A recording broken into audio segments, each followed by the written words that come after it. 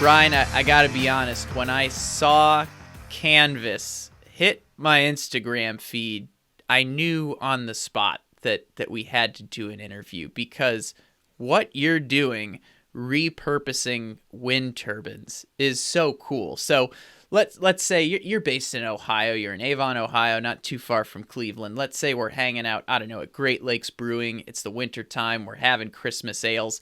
How do you describe what Canvus does? How do you tell that story in 1 minute as if you're having a drink with someone? It's a great question.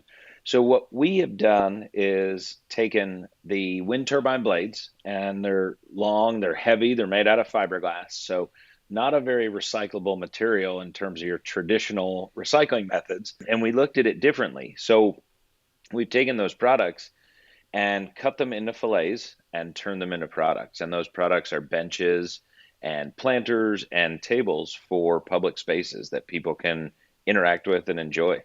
Yeah, and I want to get some background on this, because we're going to talk about the art and the manufacturing behind it.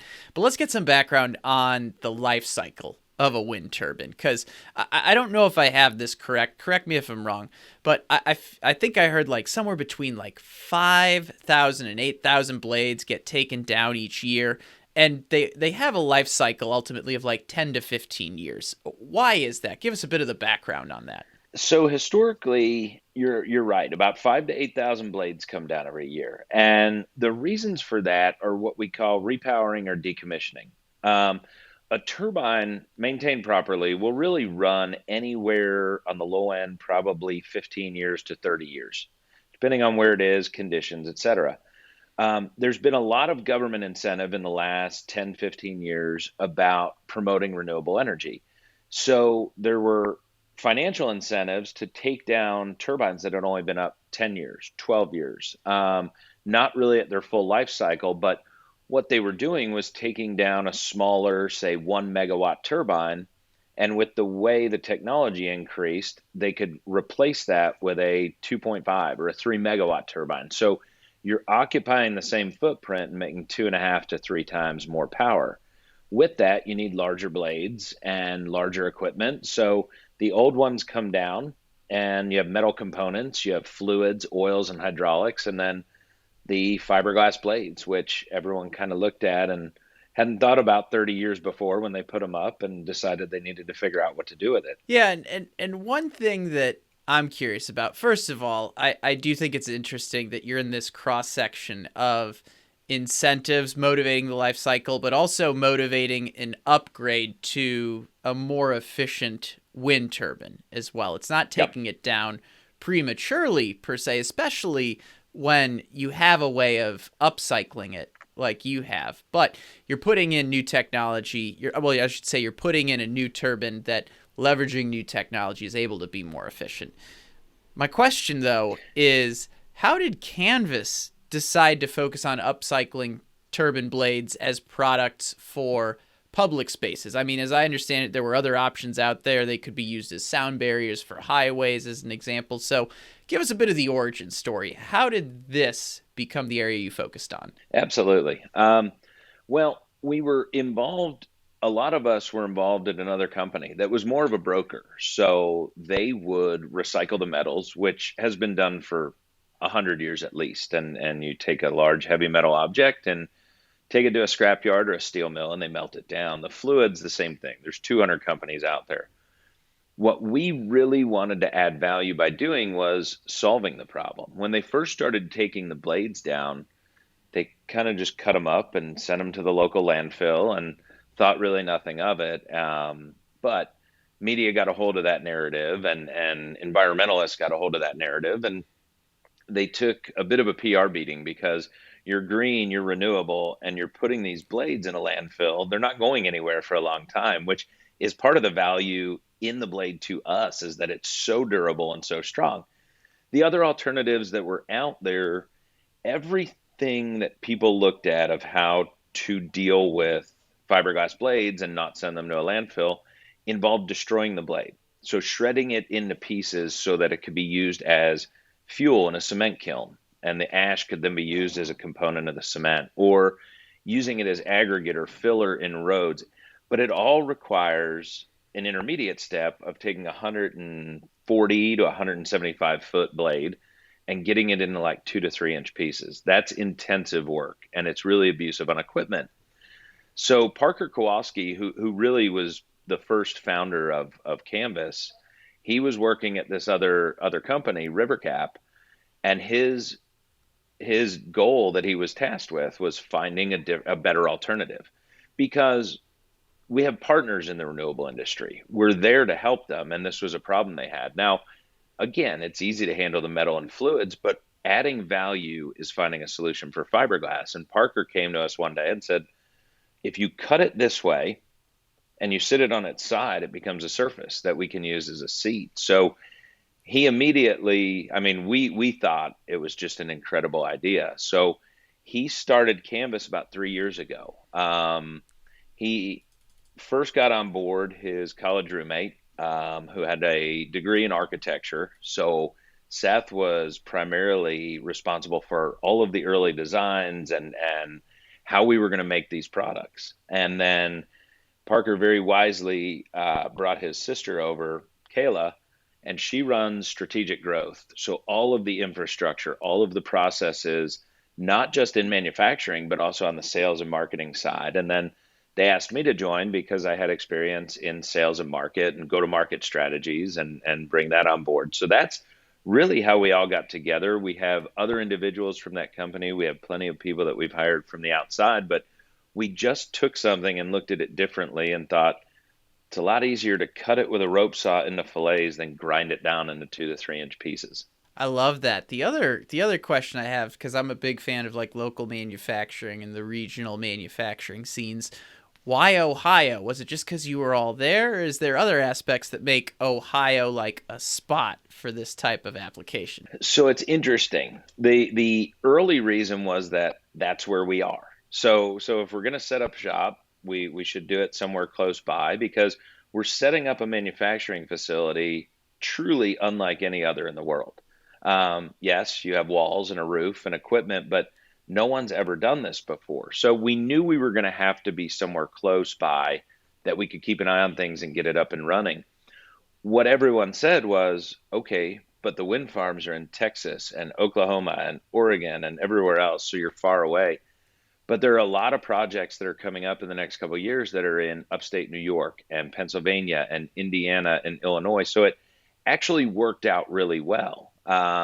We've had discussions about whether or not we open multiple locations across the country where we can manufacture and be closer to supply and demand, or do we just continue to expand the Ohio location and bring the blades here to upcycle? So we haven't landed on that yet, but it actually was very fortunate that it worked out that way for the project roadmap. And we can bring blades from Iowa to Cleveland. So it really worked out that yeah, it's where we were, but there's a lot of supply and plenty of demand in our neck of the woods as well. Well, I can say from personal experience driving across the cornfields of Illinois and Indiana quite a bit, especially in these last few years, there's no shortage of wind turbines along the interstate highways there as well. So we'll talk a bit more about community a bit later in this interview, but I want to ask you a bit more about the manufacturing side first. So I think your facility is in an old like a cotton distribution plant. Like,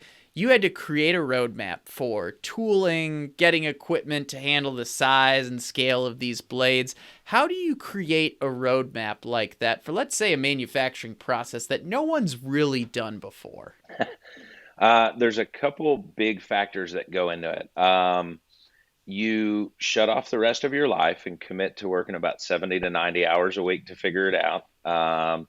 There's some alcohol involved for the late nights that get the creative juices flowing, but really you sit down with a group of people that are committed to solving a problem that exists. And we have a lot of strong opinions. We have a lot of tenacity. And so as you continue to bounce things around, as I mentioned, The double-edged sword of what we do is that no one's ever done it before. So from a competitive standpoint, that's great. Canvus manufactures products for public spaces out of wind turbine blades. But there's no playbook. There's no Googling you can do to what kind of equipment do we need to do this. So really the first hurdle, well, they ran in parallel. We didn't know how big a facility we needed. We didn't know where it should be.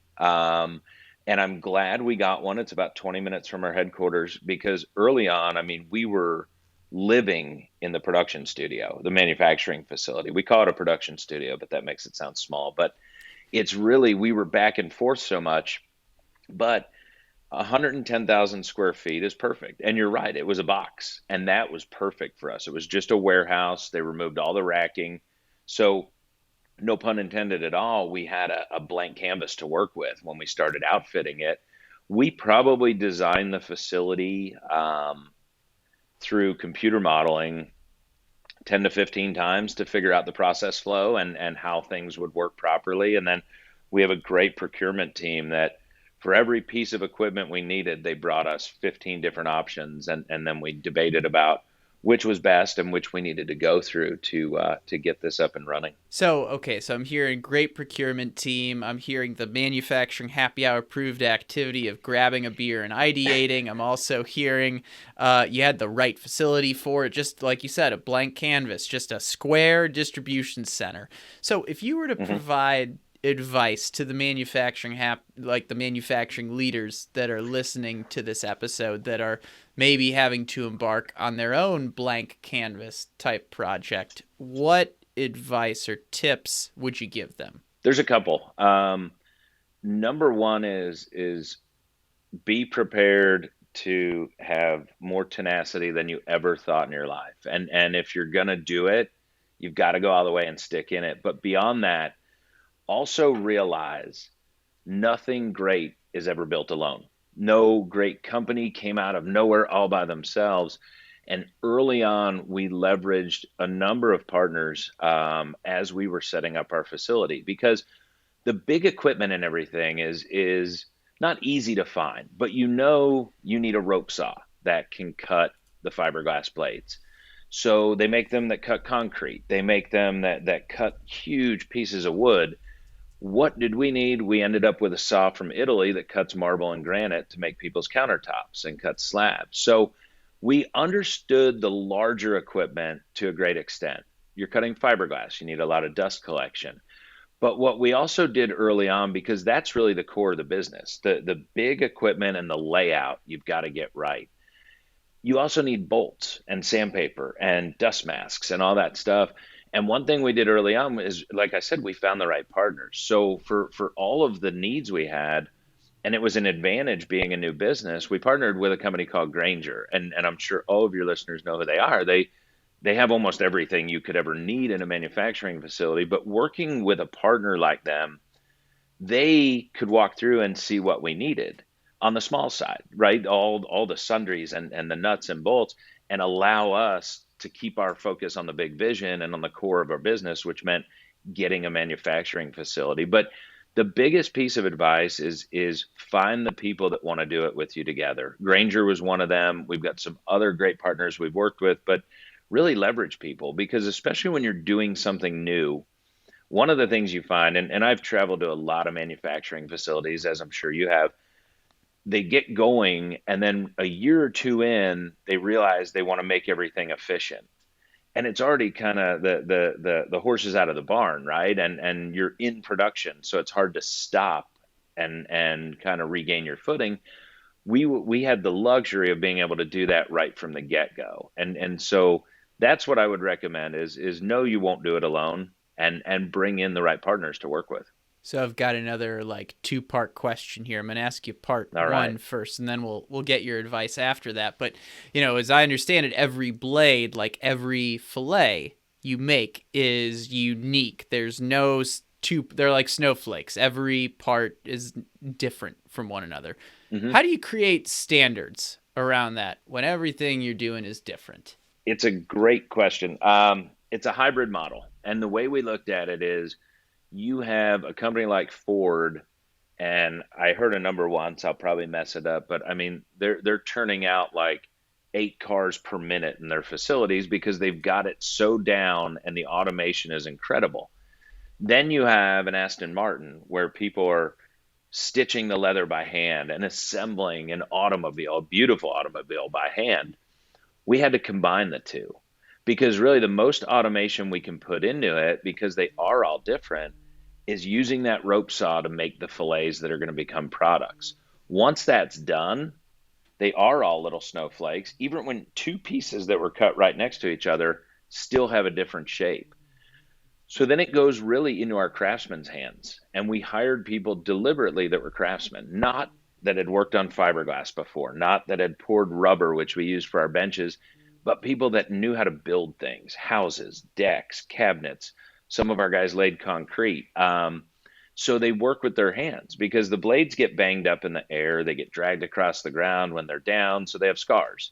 So we have guys that smooth it out. They use a lot of Bondo. It's almost like they're working in an auto body shop and they're repairing the outside of that blade. You have a cut edge that would not be very comfortable to sit on because of the wood and glass splinters that you're going to end up with. And they fill that in with compounds and make it a smooth edge. So really, once it's cut, that's the forward side where we just chop all the fillets and then it goes over to the handcrafted side. And these guys are excellent at what they do. They've learned it very quickly, and they really enjoy what they're doing and being a part of it. I like that tip around hiring craftspeople, folks that have Hmm. worked with their hands.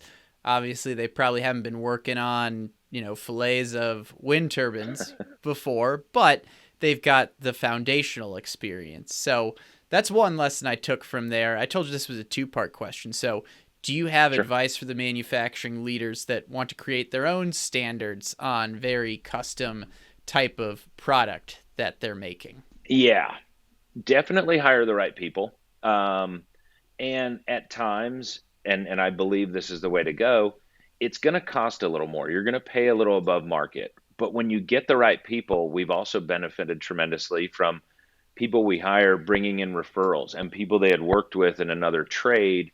And they say, this guy is really meticulous. He knows what he's doing, or this girl. So bringing in the right people sets the foundation. Finding good leaders, which like any hiring process, it's like speed dating, right? You meet for an hour, maybe you have a second interview for an hour, and then you're expected to get married, and it's going to be bliss. But you really need to vet your leaders out because that's who's going to keep that operation running once we come back and focus on sales and marketing when it's set up. So leadership's critical. And the other thing is, especially with craftspeople, they're very good at what they do. They're typically the right ones are perfectionists and they have a lot of ideas. And so, not in a disrespectful way, but also as a company, know when to shut the suggestion box because otherwise, you're just going to have 10 different ideas for every problem and really never get anywhere. So, everyone has to put their thick skin on and say, all right, I don't know if this is the best solution, but out of the 10 that we went through, this is it. And move forward, make a decision, and move on. Otherwise, you'll just keep going in circles trying to figure out who has the best idea. So, tips for hiring and working with craftspeople, tips for making sure you get your leaders in place. I told you this was a leadership podcast disguised as a manufacturing podcast. At least I think I did. So, I'm going to ask you one more on this topic before we change gears a little bit. What is the number one leadership trait you look for when you're interviewing folks? Or alternatively, maybe you can answer this way. What's a question that you ask in those interviews to determine what type of leader someone is? There's a lot of different ways to get at the answer. I think one of the key traits of a leader is sort of putting on noise canceling and not listening to every little thing. You've got to be strong in your conviction, and there really are. And I have never worked in one, but I there may be scenarios where it works. And some leaders believe they're there to be a shoulder to cry on and tell everybody that everything's going to be okay, when really people will find reasons to go to their leader with a problem and hope the leader solves it.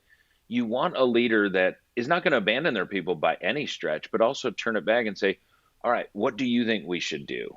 And if that person's empty of ideas, then they're just looking to you. But you want a leader that's going to have the backbone to say, you know what, this is tough. This is a startup. This is something no one ever has done in the world before. And yeah, I'm sorry that didn't work out. And I'm sorry we're not a week ahead instead of a week behind, but they're still going to be able to rally their troops. It's easy to rally the troops in a good time. It's hard to do it when you're setting things up and getting things going. So you need that strong leadership that's going to drive people and not really give them a crutch, but actually make them better as they move on. I appreciate you taking us through, let's say, the people side of the manufacturing Yeah. world as we talk through this, and then some of the traditional topics we talk about on Manufacturing Happy Hour. The rest of the interview is going to be a little different. I'm just going to dive into this question because I don't think I've ever asked this question on the show before. Your turbines, the seats, the stuff you create, it's an art project as well. We've been talking about getting the form and the function of the seats and the benches and all that, right? But you partner with artists to really make these unique as well. So how do you go about partnering with local artists when you do all this? Another team of great people. So yeah, it and early on, saying we make products or we make furniture, it's a little misleading. Our brand team early on with Parker and Seth called it functional art. And that was even before we really brought in the full artist piece. Because what you're referring to is we have an option for our products to have a finish called primed and ready, where they don't have a finished coat of paint on them. What they have is white primer. And people can come to our design studio in Avon, Ohio. It's part of our manufacturing facility, and they can paint those. And we don't tell them what to paint. They submit a design, and I we haven't had it happen yet. I'd be surprised where we had to reject a design, but they kind of put this vision out there. We approve it, and they come in, or we can ship products out. Right now, we have 10 products going out to Austin, Texas, and they're going to have local artists paint them there. But either way, it's been really unique. So one of the things we did early on in our facility was create what we call a gallery. And it's 10,000 of the 110,000 square feet because we have executives coming in from turbine manufacturers, from blade manufacturers, from the wind industry, and from our partners like Granger and companies like Cintas and everybody else. They want to come in and understand, I've never heard of a bench made out of a wind turbine blade. So we created a gallery with cityscapes and artificial turf and things so they could see what these would look like in the wild. And we created some blade walls and they looked really boring. We were using them just for delineation. So we used the tips of the blades to make a wall. And a local artist came in and painted that as a mural. We had two other huge walls where we brought artists in. And then those artists came back and painted products. And art communities in cities, Cleveland's a smaller big city, I guess. We're not a New York or a Chicago, but there are thriving art communities, and these people talk. So we had an individual come in and paint a wall, and it turns out his partner she was Cleveland Artist of the Year like 3 years in a row. So they came back together and they each painted a separate piece, which are now at our Great Lakes Science Center in downtown Cleveland. And they tell their friends and they put it on Instagram. And what's really funny is it's great for us, right? Because that artist is exposing canvas. And every artist wants to paint something. And I know even in our small town where I live, artists are always badgering City Hall to paint. Well, you run out of walls, you run out of space. We give you all that surface area to paint. So they're promoting our brand, but at the same time, our team then goes ahead and promotes that artist. We've had cities in Indiana say, I saw the work of that Cleveland artist. Can you have them paint our products? And so it really becomes this full circle thing where it feeds each other. And we do have a whole team that works with the PAR, we call it PAR, primed and ready, that works with that element to bring the artists in. And I have personally zero artistic talent. I'm like stick figure is about where I end. So watching them take one of our pieces and turn it into something that's just incredible is so satisfying. And then watching those go out to the community and the people receive them, it's just mind blowing when it gets there. Well, let's talk about the community a little bit because when I've done my research on Canvus, it says your mission is building a collaborative brand that inspires community. So we'll start off with Mhm. a general question to go down this path. What role does manufacturing play in creating community? It's a great question. We always believed when we stumbled on this idea, or well, I shouldn't say stumbled, but when we came up with it, we knew the products were going to be the cornerstone of it. And so, but we wanted it to be bigger than that. And we always talk about building a brand around Canvas and building a brand that is Canvas and that includes the communities. It includes artists. It includes, and I'll talk about this, our legacy benches, and then our sponsor a space where people give back to communities. The marketing team that we have calls it a brand. I go lofty on them and call it a movement. But either way, the products are the foundation of that because what we say when we build a brand, you take our products and that leads to collaborations. It leads to collaborations with families on our legacy benches and national brands on our sponsor a space. It leads to collaborations with companies that I mentioned, like Granger. It leads to all these different fun things that we get to do with other partners. And then that creates experiences. So when our products land in a community and they're delivered, we try and reach out immediately, but typically that community is calling us first saying, I can't believe how big they are, how well they're made, and how cool they are. I can't wait to get them out in the park. And then take Austin, for example. They're going to have multiple events where people come and watch these artists turn them into, they think it's cool already when it's white. And then they're going to watch artists make it part of Austin. So that's really, so when you go back to the first piece of that, the products and the manufacturing, we can't have products go out that in a year are falling apart or the paint's chipping off of them or they're just cheap and not what they're supposed to be. So that's where our heavy influence was on manufacturing. We knew if we had good products, then we could get them to market and we could get the communities and the collaborators to rally around them. But we over engineered everything. If we could do it with composite, we did it with aluminum to make it stronger. If one coat of paint would work, we put two on it to make sure it's not going to chip and scratch away. We use paint that they paint roller coasters with and train cars so that they stand the test of time and they'll be out there. And cities do love, communities do love the fact that if it gets graffitied on, the paint we use, you can power wash the graffiti right off. So you're not going to lose the essence of that product, which was so important to us. So we could definitely get away with less, but it's really, I think, a bad move in manufacturing to cut those corners and try to get away with something. Just make a better product and sell more of it to make that money. Yeah, so you're manufacturing the foundation that allows the art to thrive and stick around and not 100%. get washed off. And at the same time, the art is really kind of what starts to tie that bench, that furniture, whatever you want to call it, starts to tie it to the park, Hmm. the community. I got to jump ahead here because I was going to ask this at the very end, but I'm sure someone is listening to this and thinking it's like, how do I get one of these benches in my park, right? So we have to talk about this, like, because you do a lot of other cool stuff. It's not just building the bench. You've got Canvas world where you have stories Yep. associated with these benches. I'm not going to go too far yet, but how do people go about getting these in their parks, in their communities, etc.? Absolutely. So we have an entire business development team that reaches out to communities all over the US to let them know what we're doing and let them know about our products. Now, communities can absolutely say, well, that sounds great. We love the products and we're going to purchase them ourselves and put them in this park. And we've had transactions just like that. But a lot of communities don't have room for that in their budget and they have to wait till they can get it approved and there's all the red tape that goes along with it.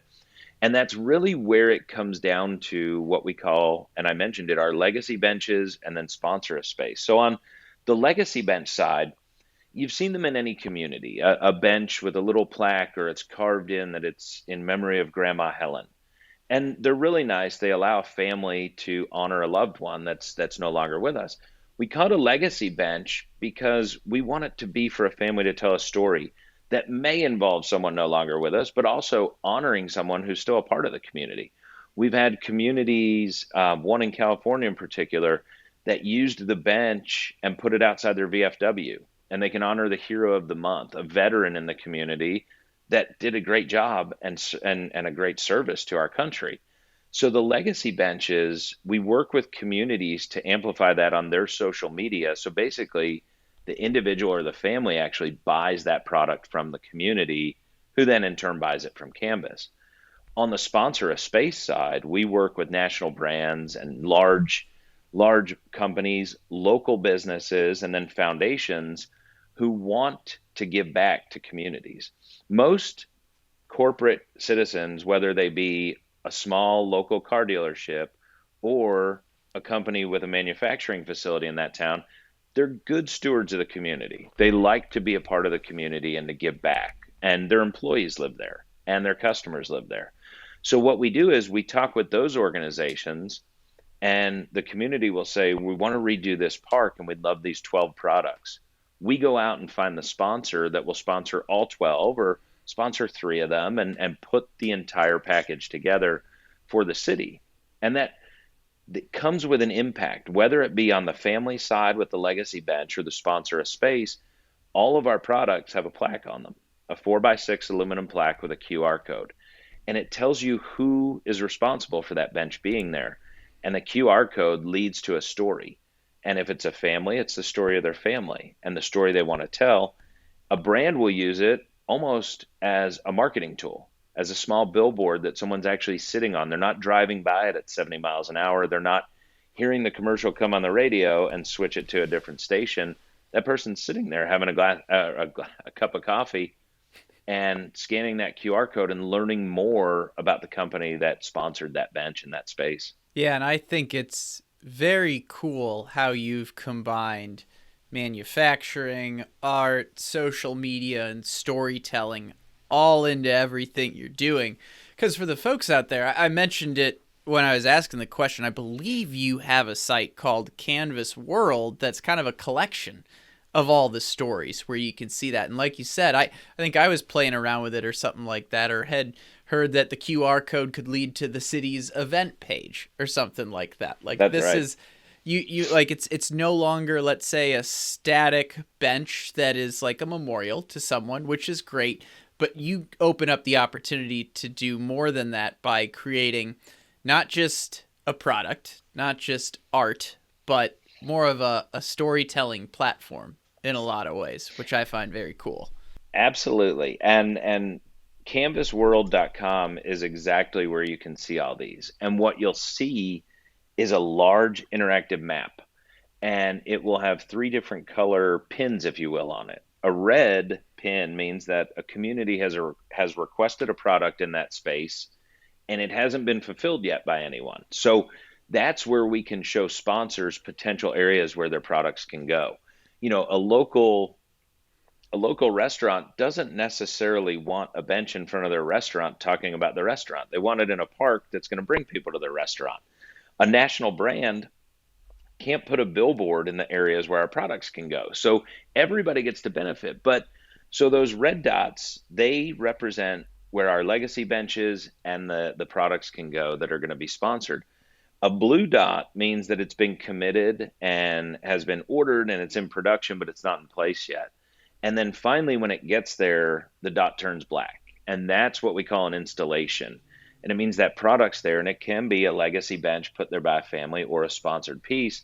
And when you click on that, it's exactly as you say. You see the QR code message just as if you were sitting on that bench scanning it. And you could be 2,000 miles away and still see it.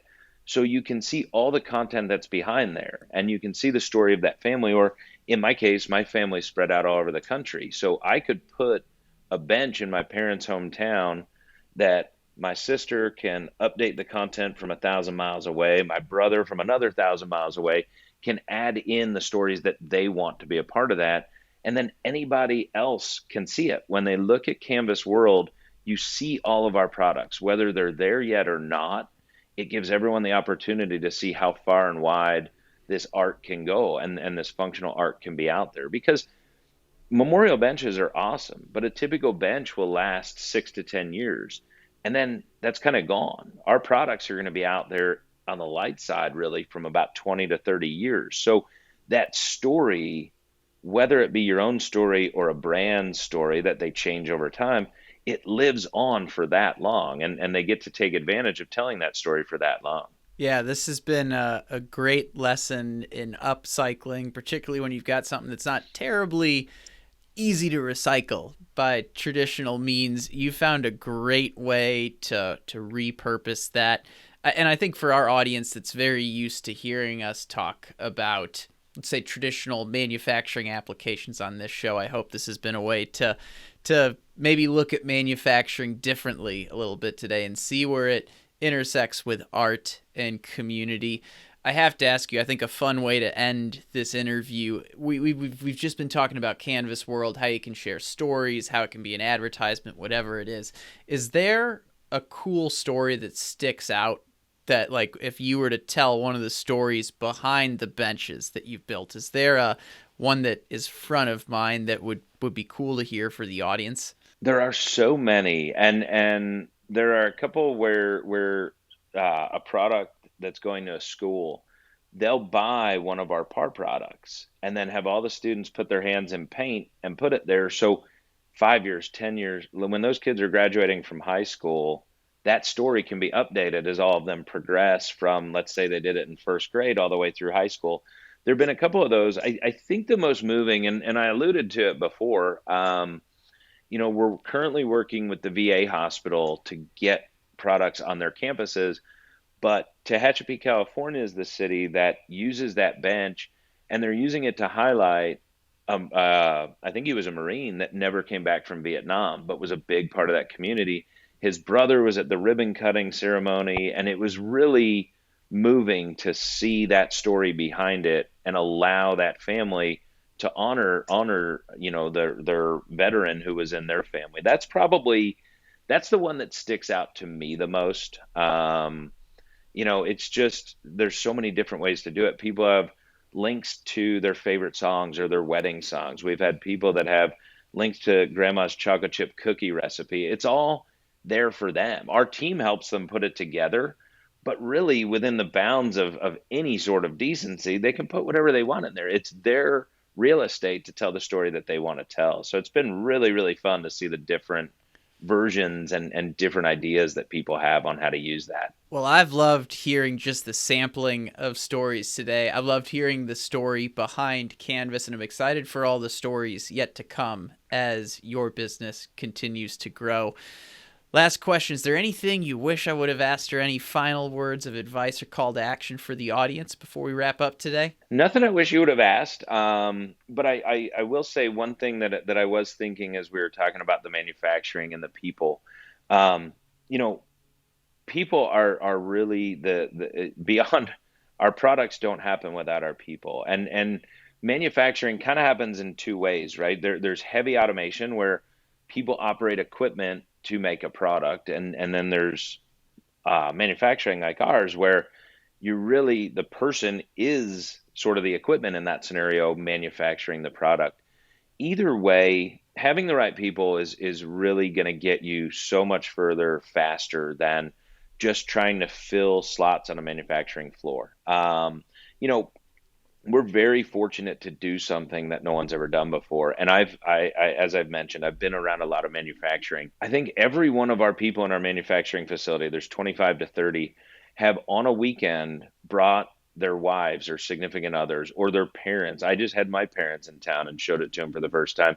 You don't see that in a lot of manufacturing where they want to go there on the weekend and show their family what they do. So it's really rewarding to be a part of something like that and then have them telling their friends about it and really taking a huge amount of pride in what they're doing and being part of a really cool story. Yeah.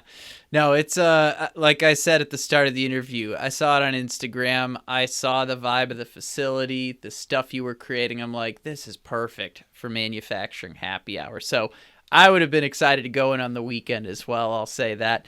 Brian, I just want to thank you for taking the time to jump on the show, and I'm looking forward to sharing the Canvas story with the manufacturing happy hour audience. Thanks so much. Thank you for having me. Cheers.